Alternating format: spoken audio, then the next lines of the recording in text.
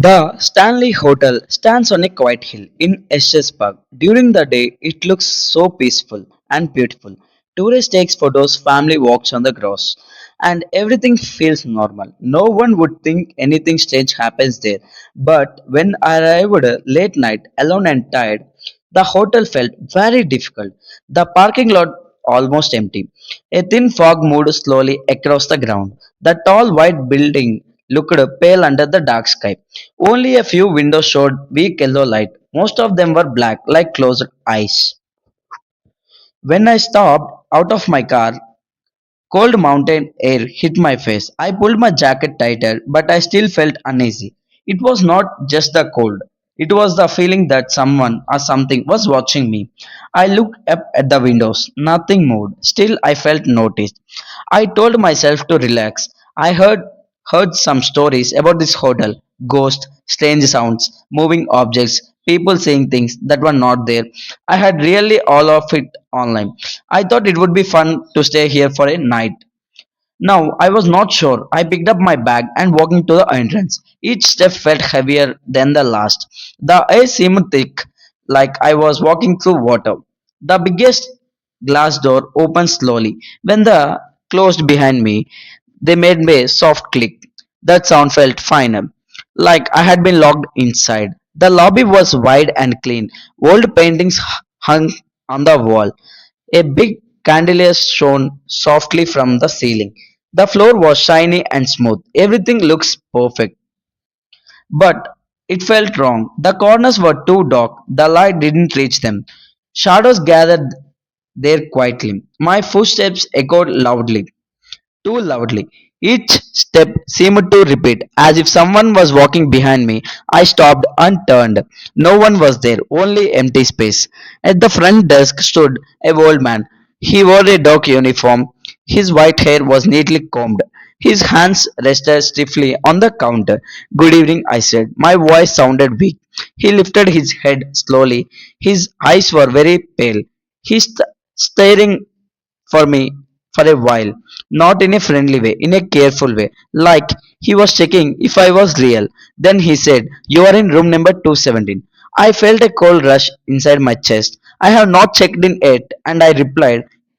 He didn't answer.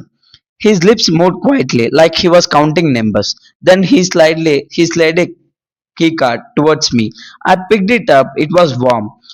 Generally, the cold was should be like metal. For a moment, I thought it moved slightly in my hand, like it was alive. I quickly put in my pocket, "You are tired." I told myself, "You are imagining things." I walked towards the elevator. Before I pressed the button, the doors opened. That surprises me. Inside, the walls were mirrors. I saw myself from every side. I looked thin. My eyes were dark. I looked older than I remembered. The doors closed suddenly. The elevator suddenly jumps upward. My stomach dropped. The light starts flickering. For a second, my reflection looked strange. It didn't move the same way I did. Then it was normal again. The doors opened on the second floor. The halfway was long, too long, longer than the building should be. The carpet pattern twisted in strange ways. If I stared at it, I felt like it was slowly moving. I started walking. Halfway down the hall, I heard voices, soft voices, people talking calmly behind a closed door. Then sounded politely, serious, like adults having an important discussion. As I walked past, every voice stopped at once. Completely silence. It felt heavy, like the air had frozen. I know someone inside that room was listening to me. My heart beat faster. I walked more quickly. Room number 217 was near the end. When I reached it, I stopped. The door was unlocked. I was sure that I had never opened it. Slowly, I pushed it. It opened. Inside the room was perfect, too perfect. The bed was neatly made. The curtains were closed. The lights were on. My bag was on the bed. I stared at it. "That's impossible." I whispered for a while. I had carried my bag in the elevator. I had never put it there. My hands were shook. Then I heard a click. The bathroom light turned on by itself. Steam slid out from under the door, like someone has just taken a shower. My chest felt tight. I forced myself to open the door. The bathroom was empty, dry, cold, no water, no steam. Only my reflection in the mirror. My face was pale. My hands were shaking. Then something moved in the mirror behind me. A tall, thin shadow passed. I turned quickly. Nothing was there. Then that was when I noticed something worse. The shadow had moved the wrong way, opposite of the real moment. My stomach twisted. I sat on the bed. I need to calm down. Then the bed sank beside me, slowly, carefully, like someone is invisible was sitting down. The blanket moved, shaped around nothing. I froze. Hello, I whispered. The bed sank a little more, like something hurt me. Then I lifted. Everything went back to normal. Cold fabric, empty space. I stood up quickly. My legs felt weak. I turned on the TV. Grey static filled the screen. Soft noise. Then I heard voice inside it. Whispers. Too quiet to understand. I turned it off. The whispers continued inside the walls. I grabbed my jacket. I am leaving, I said. I opened the door. The halfway was bright. Empty. Except a little girl, she stood at the end, facing the wall, wearing a pale dress, holding something dark. I felt relief. Another person.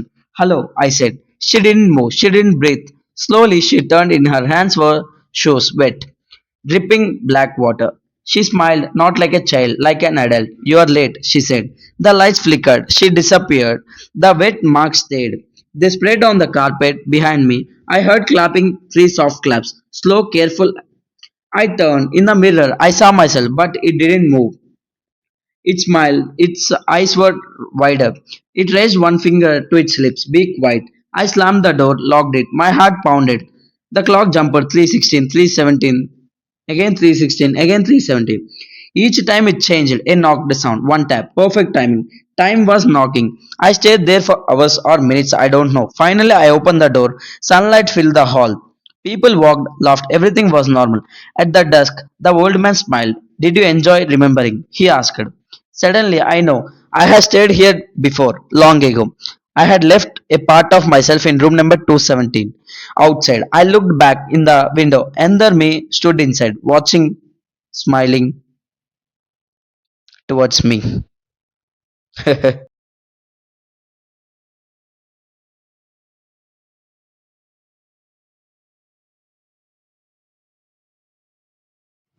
కథ నచ్చిందా? Like చేయండి. మరింత భయంకరమైన కథలు వినాలంటే share చేయండి.